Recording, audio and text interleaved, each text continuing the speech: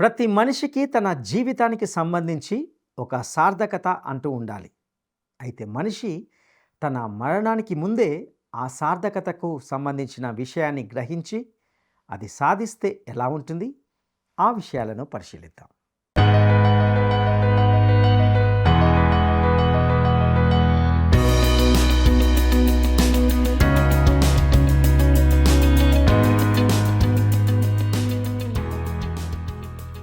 ప్రియమైన స్నేహితులారా, word resounds today పక్షంగా నేటి ఈ కార్యక్రమానికి మిమ్మల్ని సాదరంగా ఆహ్వానిస్తున్నాం.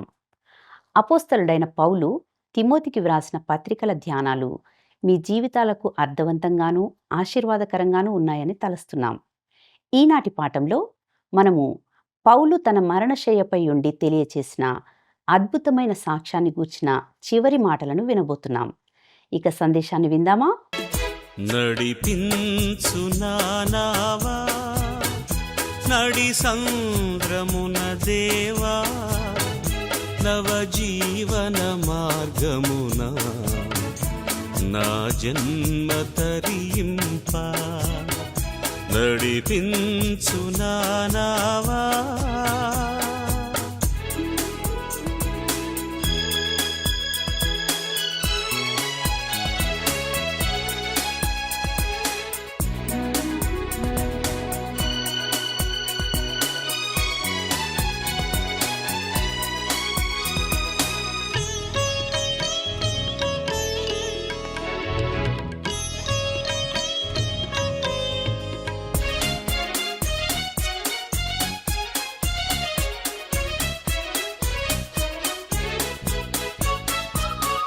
నా జీవిత తీరమున నా పజయ భారమున నలిగిన నా హృదయమును నడిపించుములోతునకు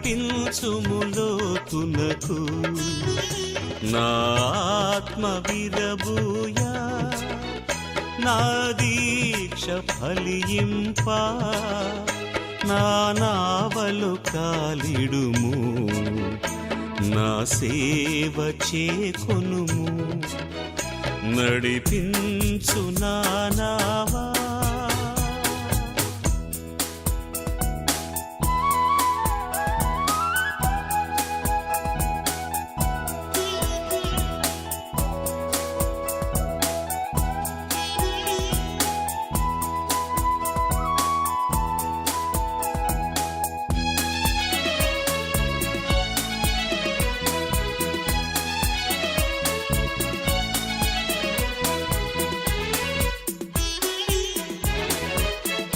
ప్రభు మార్గము విడిచితిని ప్రార్థించుట మానితిని ప్రభు వాక్యము వదలితిని పరమార్థము మరిచితిని ప్రపంచ నటనలలో ప్రావీణ్యమును పొంది బలహీనుడనై ఇప్పుడు పాటింతు నీ మాట నడిపించు నానావా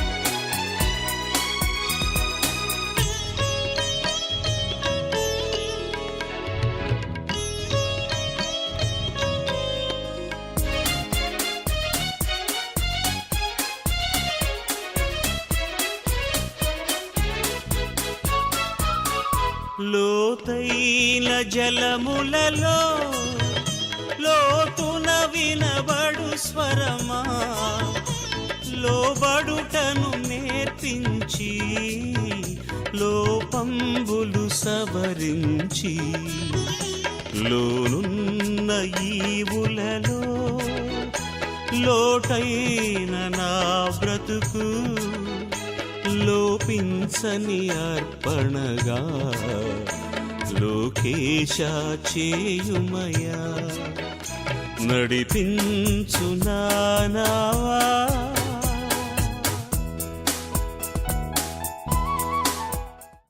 క్రీస్తునందు ప్రియమైన ప్రేమధార టీవీ వీక్షకులందరికీ మన ప్రభువును రక్షకుడైన యేసుక్రీస్తు నమ్మదగిన నామంలో శుభాలు తెలియజేస్తున్నాం. గత కొన్ని రోజులుగా మనము అపోస్తులుడైన పౌలు తిమోతికి వ్రాసిన పత్రికలను ధ్యానిస్తూ వచ్చాం. నేటితో ఈ పత్రికల ధ్యానాలను ముగించుకుంటాం.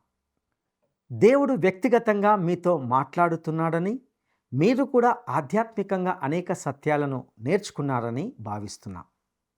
ఇక ఈనాటి పాఠంలో తిమోతికి వ్రాసిన 2వ పత్రిక 4వ అధ్యాయము 6 నుండి 22 వచనం వరకు ధ్యానించుకోబోతున్నాం. ఇప్పుడు మనము పవిత్ర గ్రంథంలోనే ఒక గొప్ప లేఖన భాగానికి వస్తున్నాం. పౌలు తన సమాధిని గూర్చిన చివరి మాటలు ఇక్కడ వ్రాస్తున్నాడు. తిమోతికి వ్రాసిన 2వ పత్రిక 4వ అధ్యాయము 6వ వచనం నుండి 8వ వచనం వరకు తాను పలికిన మాటలను జాగ్రత్తగా గమనిద్దాం. నేనిప్పుడే పానార్పణంగా పోయబడుచున్నాను, నేను వెడలిపోవు కాలము సమీపమయ్యున్నది, మంచి పోరాటమును పోరాడి తిని, నా పరుగు కడముట్టించి తిని, విశ్వాసము కాపాడుకొంటిని. ఇక మీదట నా కొరకు నీతి కిరీటముంచబడి ఉన్నది. ఆ దినమందు నీతిగల న్యాయాధిపతి అయిన ప్రభువు అది నాకు మాత్రమే కాకుండా తన ప్రత్యక్షతను అపేక్షించు వారికి అందరికీ అనుగ్రహించును. ప్రియులారా, ఇక్కడ నేనిప్పుడే పానార్పణంగా పోయబడుచున్నాను అనే మాటను మీరు గమనించారా? మీరు గనక రోమ్లోని ఆ మరణదండన విధించే గదిలోకి వెళ్ళి ఉంటే ఒక రక్తపు మడుగును చూసి ఉండేవారు. స్పష్టంగా చెప్పాలంటే అతడు తన తలను కత్తిపీట మీద పెట్టుకున్న దృశ్యం, పెద్ద బలమైన క్రూరమైన రోమన్ సైనికుడు ఒకడు ఆ భయంకరమైన కత్తిని పైకెత్తి ఒక్క దెబ్బతో తలను శరీరం నుండి వేరు చేసి, తల ఒకవైపు బుట్టలో పడి శరీరం మరొక వైపు నిస్సహాయకంగా పడిపోయిన దృశ్యాన్ని చూస్తే మీకు వికారం కలిగి ఉండేది. కానీ పౌలు చెప్పేది ఏమిటంటే, ఒకవేళ మీరు అంత మట్టికే చూస్తే గనుక మీరు నిజంగా అంత ఎక్కువ చూడలేదు అని అంటున్నాడు. వాస్తవానికి అది ఒక బలిపీఠం మరియు అతని జీవితం ఒక పానార్పణముగా అర్పించబడుతుంది. పౌలు ఈ పోలికను ఫిలిప్పీలకు రాసిన పత్రికలో అంతకు మునిపే ఒకసారి ప్రస్తావించాడు. వాస్తవానికి అతడు మొదటిసారి అరెస్ట్ చేయబడినప్పుడు మరణం ముందుకు వచ్చిందని అనుకున్నాడు. అప్పుడు అతడు ఫిలిప్పీ పత్రిక 2వ అధ్యాయము 17వ వచనంలో అన్నాడు, మరియు మీ విశ్వాస యాగములోను దాని సంబంధమైన సేవలోను నేను పానార్పణముగా పోయబడినను, నేను ఆనందించి మీ అందరితో కూడా సంతోషింతును. అతడు తన జీవితం ఒక పానార్పణముగా పోయబడాలని కోరుకున్నాడు. ఇప్పుడు తన జీవితం ఒక పానార్పణముగా పోయబడిందని అతడు తన జీవితం చివర్లో చెప్పగలిగాడు. ప్రియులారా, ఇంతకీ పానార్పణం అంటే ఏమిటి? దేవుడు ఇశ్రాయేలీయులకు పానార్పణం గురించి నిర్దిష్ట సూచనలు ఇవ్వలేదు. అయితే ఇది నిర్గమకాండంలో మరియు లేవియా కాండంలో పదే పదే ప్రస్తావించబడింది. ద్రాక్షారసం తీసుకొని అర్పణంపై పోయబడుతుంది. ఇత్తడి బలిపీఠం క్రింద అగ్ని ఉంటుంది కాబట్టి ఇది చాలా వేడిగా ఉంటుంది. అప్పుడు ఏమి జరుగుతుందో మీకు తెలుసు. పానార్పణము ఆవిరిగా మారి పైకి వెళ్తుంది. అది బాష్పీభవించి అదృశ్యమవుతుంది. పౌలు ఇక్కడ ఇదే చెప్తున్నాడు. నేను క్రీస్తు చేసిన బలి అర్పణంపై నా జీవితాన్ని పానార్పణముగా పోస్తున్నాను. ఇది నా కొరకు ఏమీ కాదు, కానీ సమస్తము ఆయన కొరకే అని అంటున్నాడు. పౌలు జీవితం త్వరలో అదృశ్యమవుతుంది మరియు క్రీస్తు మాత్రమే కనిపిస్తాడు. ఇది అతడు ఉపయోగించిన అత్యంత అద్భుతమైన పోలికల్లో, అనగా అలంకార రూపంలో చెప్పబడిన వాటిలో ఒకటి. చాలామంది క్రైస్తవులు తమ పేర్లు రాతిపై చెక్కబడాలని లేదా తమ జ్ఞాపకార్థం ఒక భవనానికి తమ పేరు పెట్టాలని ప్రయత్నిస్తారు. పౌలు ఇటువంటి వాటిపై ఆసక్తి చూపలేదు. అతడు చెప్పాడు, నా జీవితం ఒక పానార్పణముగా పోయబడింది. పౌలు కాదు, క్రీస్తు మాత్రమే గణపరచబడాలి. ఇది పరిశుద్ధ గ్రంథంలోని ఒక గొప్ప లేఖన భాగం. పౌలు సమాధి లేఖనం 2 భాగాలుగా విభజించబడింది. మొదటిది భూతకాల పరిశీలన. ఇందులో పౌలు తన భౌతిక జీవితాన్ని తిరిగి చూసుకుంటాడు. ఇది అతడు చనిపోవడానికి ముందు. తర్వాతది రెండవ భాగం, భవిష్యత్తు దృష్టి. అతడు శాశ్వత జీవితం వైపు చూస్తాడు. ఈ భౌతిక జీవితం మరియు శాశ్వత జీవితం మధ్య మనము మరణం అని పిలిచేదిగా ఉంటుంది. పౌలు తన జీవితాన్ని 3 రకాలుగా సంగ్రహిస్తాడు. మొదటగా పౌలు చెప్తున్న మాట, మంచి పోరాటము పోరాడి తిని. అతడు ఒక సైనికుడుగా, ఒక మంచి సైనికుడుగా ఉన్నాడు. పోరాడాల్సిన యుద్ధము మరియు గెలవాల్సిన విజయం ఉంది. ఇక్కడ తన జీవితం చివరిలో అతడు చెప్పాడు, నేను నా రక్షకునికి లేదా రారాజుకు ఒక సైనికునిగా ఉన్నాను. నా ప్రియ స్నేహితులారా, విశ్వాసులందరూ కూడా ప్రభువు కొరకు ఇటువంటి స్థానం తీసుకోవాలి. మనము పోరాడాల్సిన యుద్ధం ఉంది మరియు ప్రతి క్రైస్తవుడు దేవుని వాక్యానికి సంరక్షకులుగా ఉండి బైబిల్ యొక్క గొప్ప సత్యాల కోసం నిలవాలి. రెండవదిగా తాను అంటున్న మాట ఏమిటంటే, నా పరుగు కడముట్టించి తిని. జీవితం కేవలం యుద్ధం మాత్రమే కాదు, జీవితం ఒక పరుగు. పౌలు ఒక క్రమశిక్షణ కలిగిన క్రీడాకారుడుగా బహుమతిని గెలవడానికి కృషి చేస్తున్నాడు. పరుగులో పౌలు తన శరీరాన్ని అదుపులో ఉంచుకున్నాడు. అతడు క్రైస్తవ జీవితాన్ని అంగీకరించబడలేని విధంగా జీవించడానికి ప్రయత్నించలేదు. నా శరీరము నలుగొట్టి దానిని లోపరుచుకొంచున్నాను అని కొరింథీలకు రాసిన మొదటి పత్రిక 9వ అధ్యాయము 27వ వచనంలో రాస్తూ వచ్చాడు. అదేవిధంగా పౌలు హెబ్రీలకు రాసిన పత్రిక 12వ అధ్యాయము 1-2 వచనాల్లో, విశ్వాసమునకు కర్తయు దానిని కొనసాగించువాడునైన యేసు వైపు చూచుచు మన ఎదుట ఉంచబడిన పందెములో ఓపికతో పరిగెత్తుదము అని కూడా వ్రాశాడు. ఇప్పుడు తన జీవితం చివర్లో అతను చెప్పగలిగాడు, నా పరుగును కడముట్టించి తిని. అతడు అన్ని మైళ్ళ కొలతలు తాకాడు. దేవుడు తన కోసం ఏర్పాటు చేసినదంతా కూడా పూర్తి చేశాడు. ఇక మూడవదిగా, విశ్వాసము కాపాడుకొంటిని అని అంటున్నాడు. జీవితం అంతా కూడా దేవుని అందలి విశ్వాసముతో ముడిపడి ఉంది. ఇక్కడ పౌలు ఒక నమ్మకమైన గృహ నిర్వాహకుడిగా ఉన్నాడు. తన విశ్వాసమును కాపాడుకున్నాడు. దేవుని వాక్య సత్యాల నుండి, సిద్ధాంతాల నుండి తన జీవితంలో ఎప్పుడూ దారి తప్పలేదు. నిజంగా పౌలు పలికిన ఈ వాక్యాలు ఎంతో గొప్పవి. ఇప్పుడు 6వ వచనంలోని అతని మాటకు తిరిగి వెళ్దాం. నేను వెడలిపోవు కాలము సమీపమై ఉన్నది అని అంటున్నాడు. ప్రియులారా, ఇక్కడ వెడలిపోవుట అనే పదము తెసలోనికైలకు రాసిన పత్రికలో సంఘము ఎత్తబడే సమయంలో, అనగా సంఘము ఈ భూమి నుండి వెళ్ళిపోవడానికి ఉపయోగించిన గ్రీకు పదం కాదు. పౌలు ఒక వేరే ద్వారం ద్వారా వెళ్తున్నాడు. సంఘము ఎత్తబడే సమయంలో జీవించి ఉన్న విశ్వాసులు మరణం అనే ద్వారం గుండా వెళ్ళరు. మనమందరము నిద్రించము, కానీ నిమిషములో ఒక్క రెప్పపాటున కడబూర మ్రోగగానే మనమందరము మార్పు పొందుదుము అనే మాటలను కొరింథీలకు రాసిన మొదటి పత్రిక 15వ అధ్యాయము 51వ వచనం ద్వారా మనకు జ్ఞాపకం చేస్తున్నాడు. పౌలు ఇక్కడ ఉపయోగించిన గ్రీకు పదం అనలుసిస్. ఇది పూర్తిగా భిన్నమైన పదం.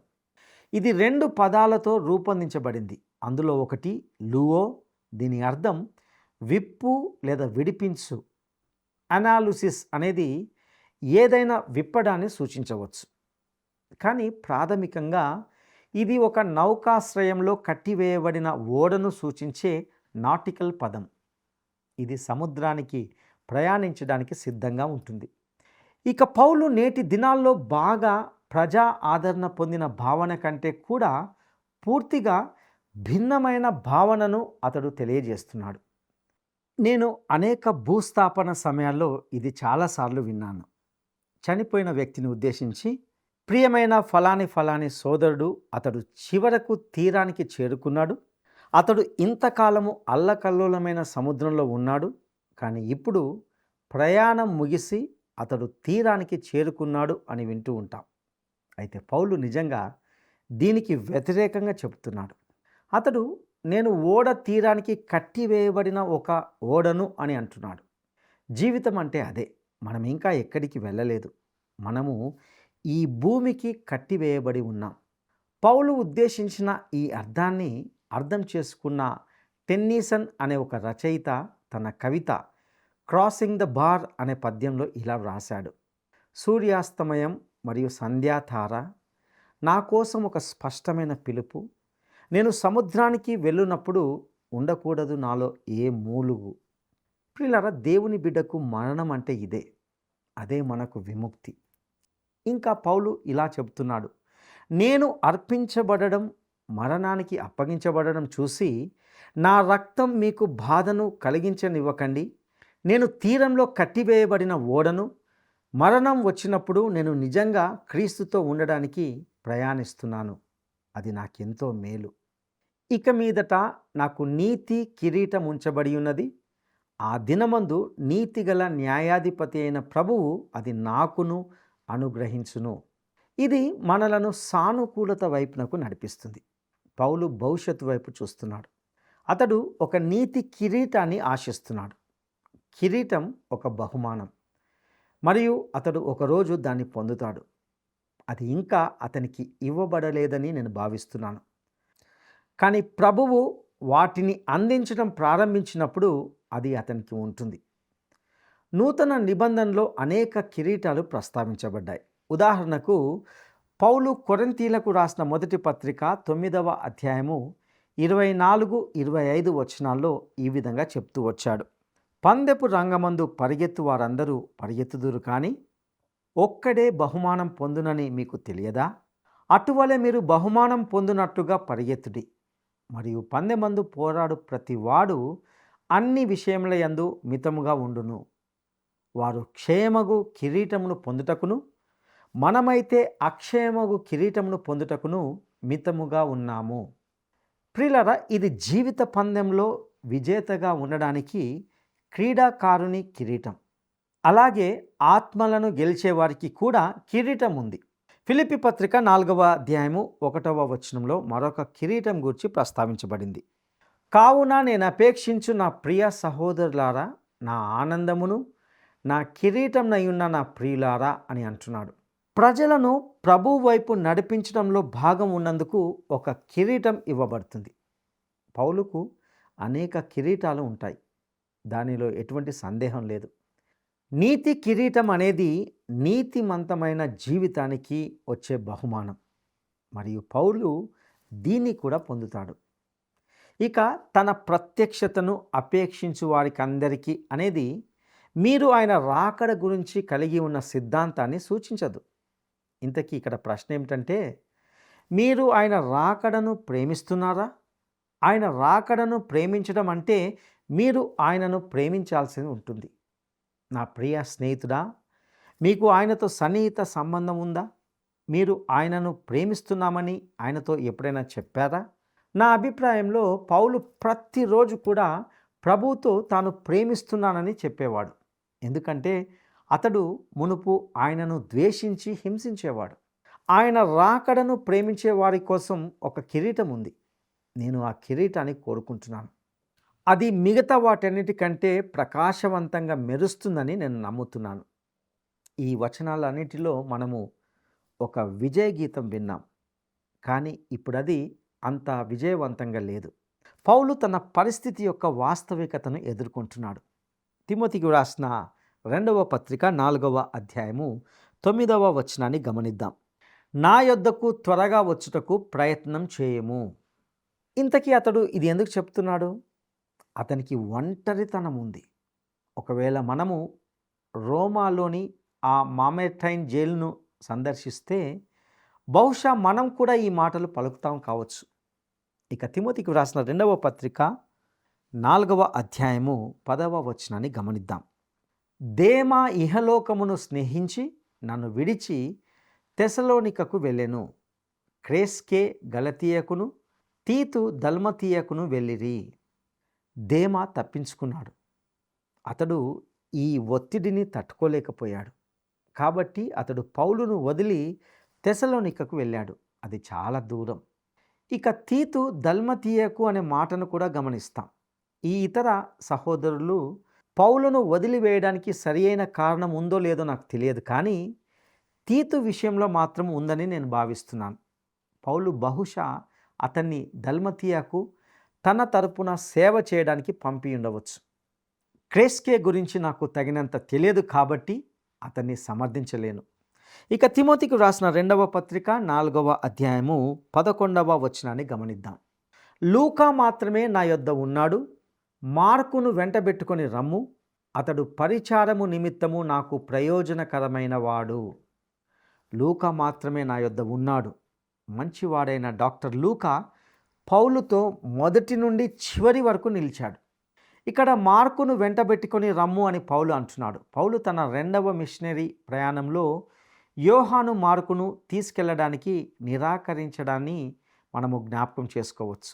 కానీ పౌలుకు మార్కు గురించి తప్పు అనిపించింది. ఇప్పుడు అతడు మార్కు తనకు పరిచారం చేయడంలో ఉపయోగకరమైన వాడని చెప్పగలిగాడు. అతని ఈ చివరి మాటల్లో ఇది ఒకటిగా ఉండడం నాకెంతో సంతోషాన్ని ఇస్తుంది. ఇక తిమోతికి వ్రాసిన 2వ పత్రిక 4వ అధ్యాయము 12వ వచనాన్ని గమనిద్దాం. తుకికును ఎఫెసుకు పంపితిని. పౌలు అతన్ని ఎఫెసుకు తిరిగి పంపాడు. ఎందుకంటే అతడు అక్కడి సంఘానికి కాపరిగా ఉన్నాడు.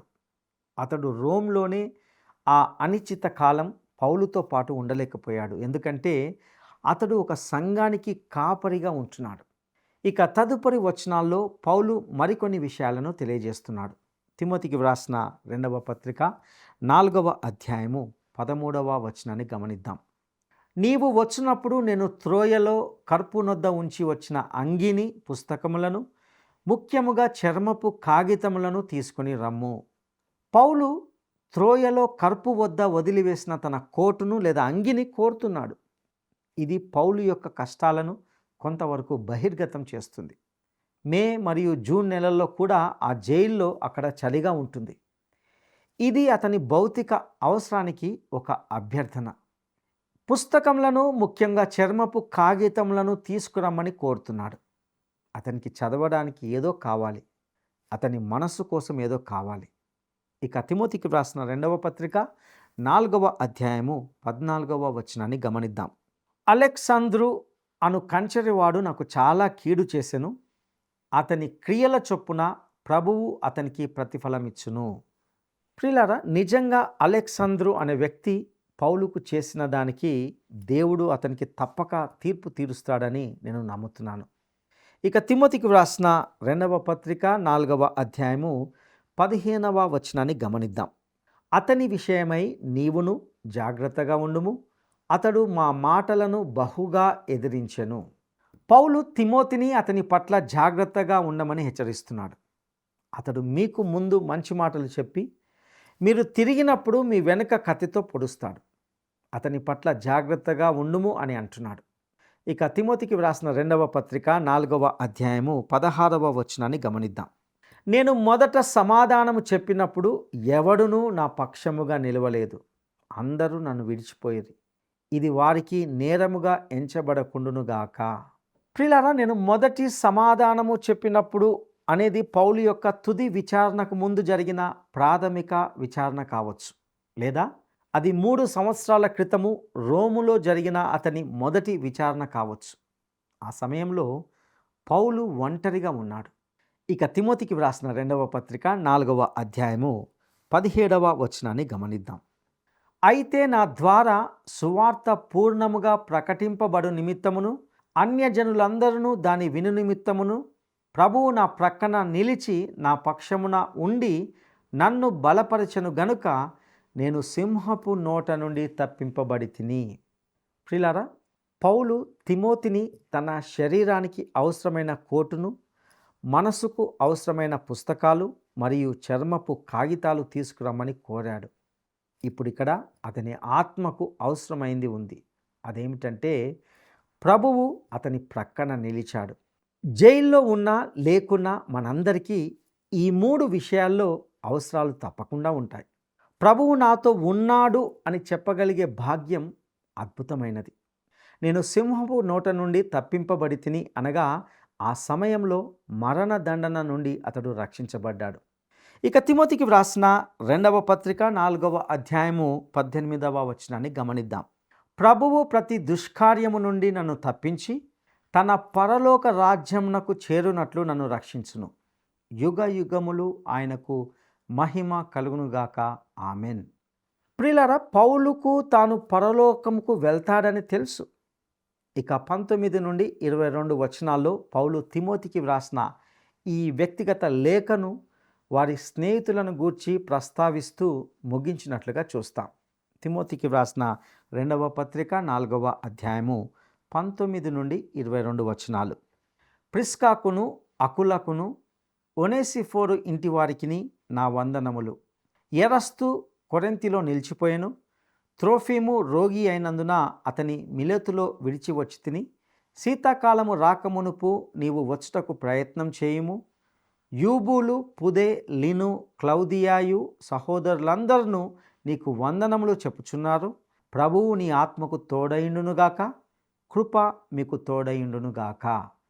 ప్రియులరా, ఇక్కడ పౌలు తిమోతిని మళ్ళీ శీతాకాలం ముందు రావాలని ఆశించడాన్ని గమనించండి. ఇది అపోస్తుడైన పౌలు యొక్క గొప్ప చివరి పనిని ముగిస్తుంది.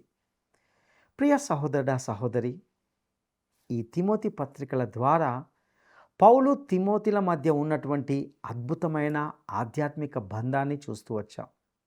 దేవుని బిడ్డలుగా మనము ఈ లోకములో ఎంత జాగ్రత్తగా ఉండాలో, ప్రభువు రాకడ వరకు ఎంత నమ్మకంగా ఉండాలో తెలుసుకున్నాం. ఇందలి సత్యాలను మన జీవితాలకు అన్వయించుకుంటూ దేవునికి మహిమకరంగా జీవించగలుగుటకు ప్రభువు మనకు సహాయం చేయనుగాక. దైవాశీస్సులు. గత అనేక సంవత్సరాలుగా మీరు వివిధ మాధ్యమాల ద్వారా వింటున్న ప్రేమధార క్రమబద్ధమైన బైబిల్ అధ్యయనాలు ఫిబ్రవరి 2వ తేదీ నుండి పరికృత విధానములతో ప్రసారం కావడానికి సిద్ధంగా ఉన్నాయి. తప్పకుండా వినండి, వీక్షించండి.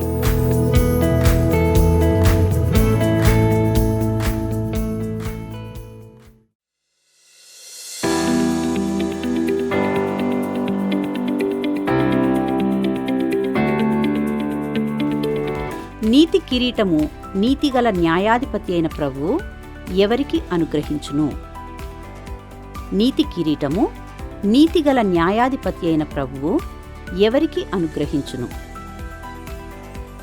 1. తన ప్రత్యక్షతను అపేక్షించు వారికందరికీ. 2. తన మహిమను వెదకు వారికందరికీ. 3. తన కొరకు హతసాక్షులైన వారికందరికీ. ఈ ప్రశ్నకు సరైన జవాబును ఈ వాట్సాప్ నంబర్కు పంపండి.